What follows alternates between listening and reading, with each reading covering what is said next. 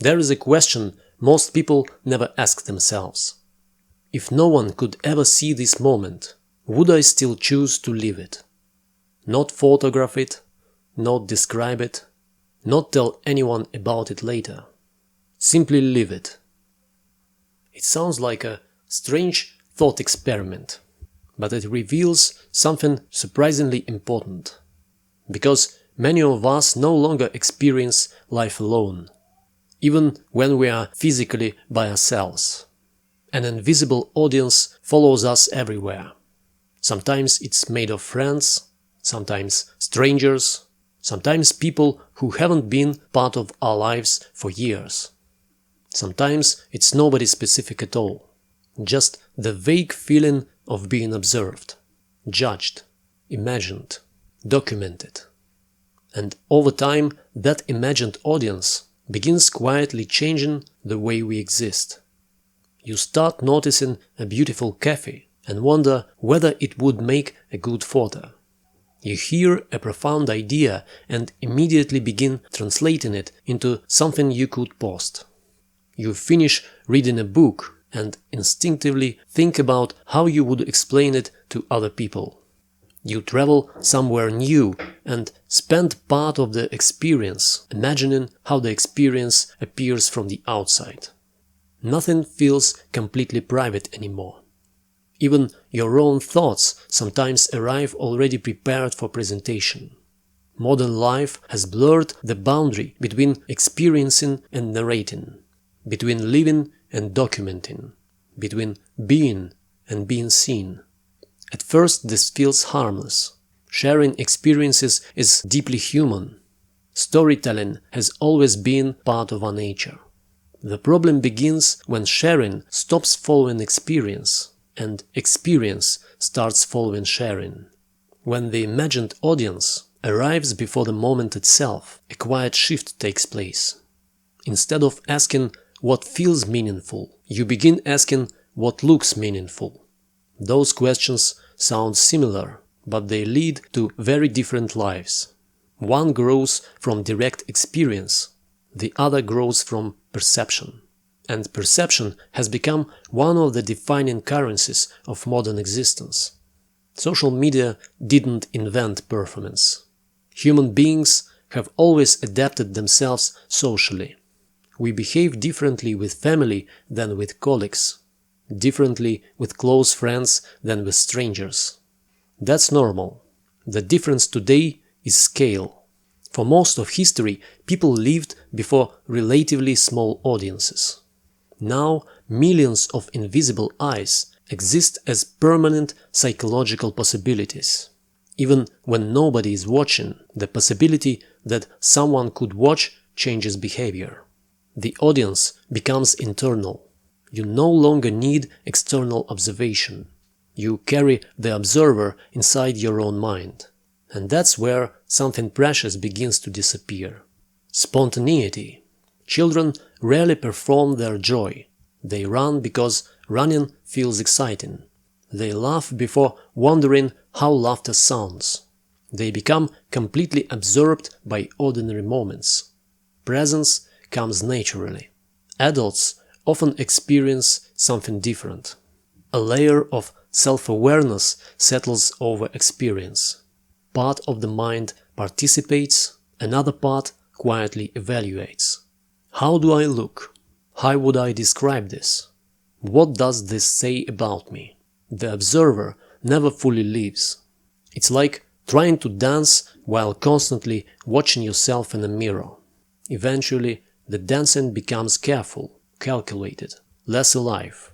This invisible audience doesn't only shapes what we do, it shapes who we become, because identity slowly reorganizes itself around visibility. We begin choosing hobbies that are easier to explain, goals that appear impressive, experiences that feel socially legible.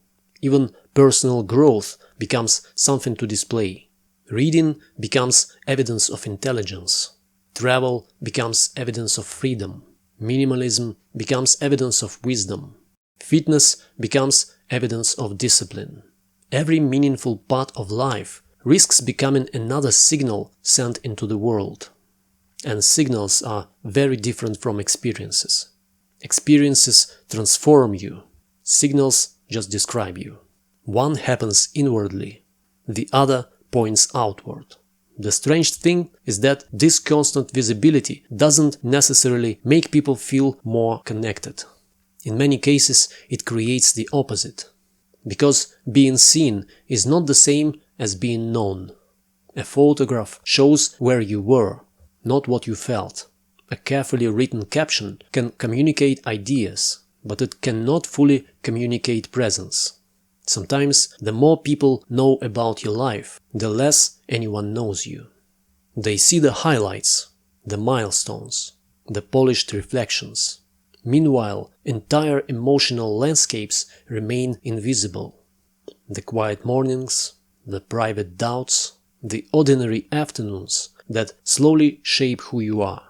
Modern culture has become exceptionally good at documenting events.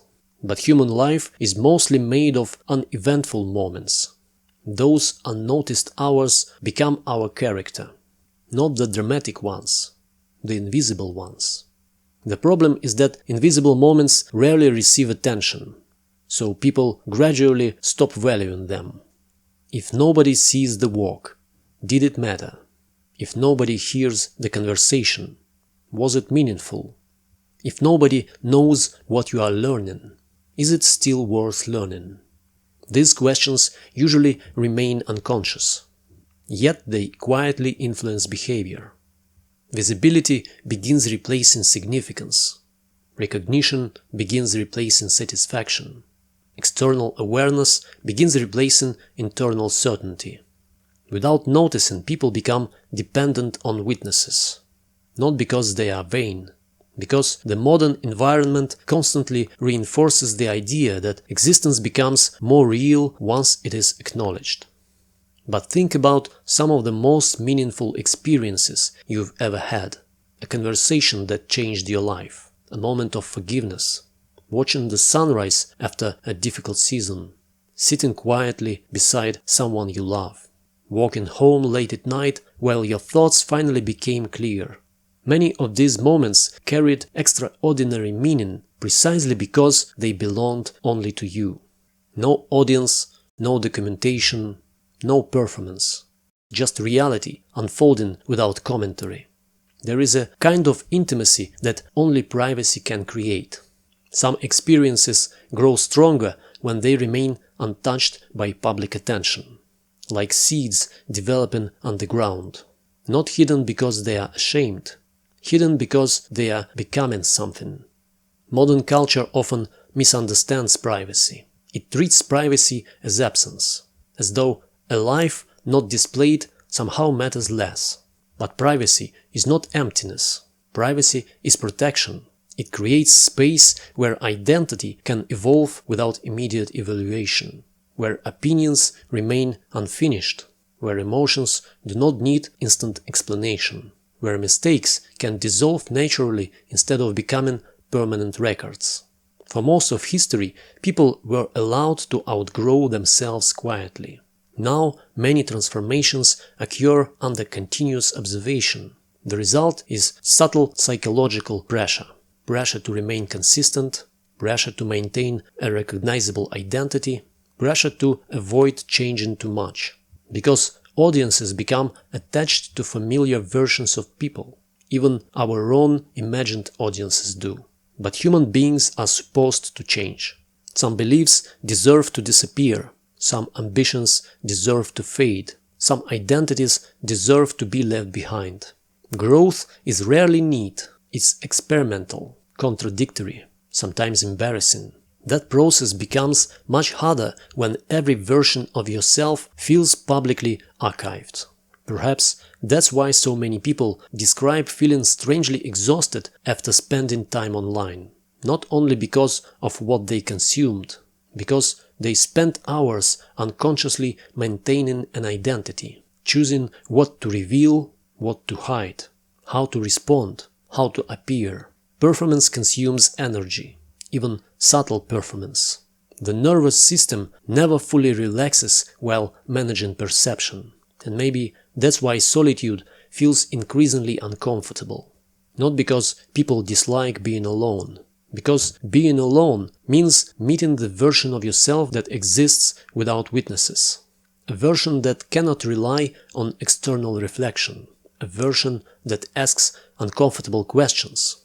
Who am I when nobody is watching? What do I genuinely enjoy?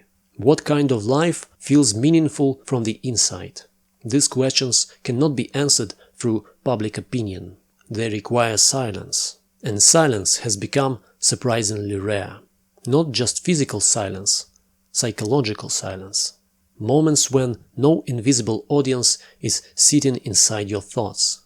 Imagine walking through a forest without taking a single picture, reading a book without highlighting quotes to share, cooking a meal without thinking about aesthetics, traveling without documenting, learning something that nobody will ever know you learned.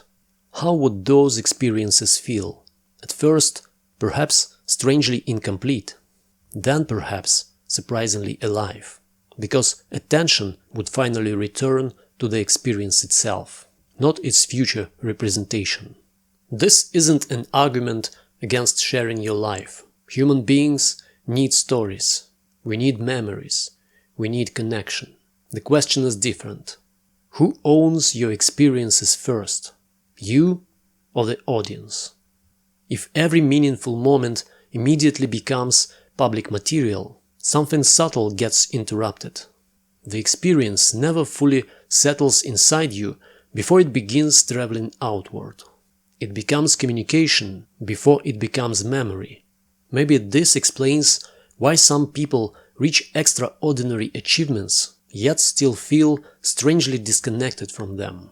They experienced the recognition, but never fully inhabited the moment itself. Their attention had already moved outside, toward reactions, toward perception, toward applause. And applause has a peculiar quality. It is wonderfully exciting, but it fades quickly. Then the mind starts searching for the next moment worthy of attention. The cycle continues. More visibility, more performance, more exhaustion. All while the quiet parts of life slowly disappear from awareness. Yet those quiet parts are where meaning often lives. Not in the announcement, in the becoming. Not in the achievement, in the patient work that no one sees. Not in the applause, in the ordinary Tuesday afternoon when you choose to keep going without recognition. There is something deeply liberating about doing beautiful things that leave no evidence behind. Writing pages nobody reads, helping someone anonymously, watching rain without photographing it, taking a long walk that exists only in memory, planting flowers where strangers will enjoy them without ever knowing your name. These moments resist the logic of performance. They remind us that value does not depend on visibility. A tree does not become less magnificent because no one is standing beneath it. The ocean does not require an audience to remain vast. A meaningful life doesn't become meaningful because it is witnessed. It becomes meaningful because it is lived. Perhaps the most radical form of freedom today is not disappearing from society. It is reclaiming a private relationship with your own existence. Creating small territories that belong to no algorithm, no audience, no expectation. Places where your attention returns completely to the present moment. Where you stop asking how life appears and begin asking how life feels. Because those are not the same question. One creates an image, the other creates a life. And maybe that is what so many people are quietly longing for. Not fewer people, not fewer connection, but fewer spectators inside their own minds. The freedom to become someone without announcing every step, to change without explanation, to enjoy without documentation, to love without performance, to exist without constantly translating existence into something consumable, because beneath all the noise, beneath all the visibility, beneath the endless pressure to be seen, there is still a quieter self waiting patiently. A self that remembers what it was like to watch a sunset without reaching for a phone, to laugh without wondering how it sounded, to learn simply because curiosity was enough, to live moments that belonged completely to you. Perhaps that self never disappeared. Perhaps it was simply been waiting for the audience to leave. That's all for today. As always, thanks for watching. If you like content like this, please consider subscribing. See you the next time, and until then, stay free and unique on your journey to your personal true north.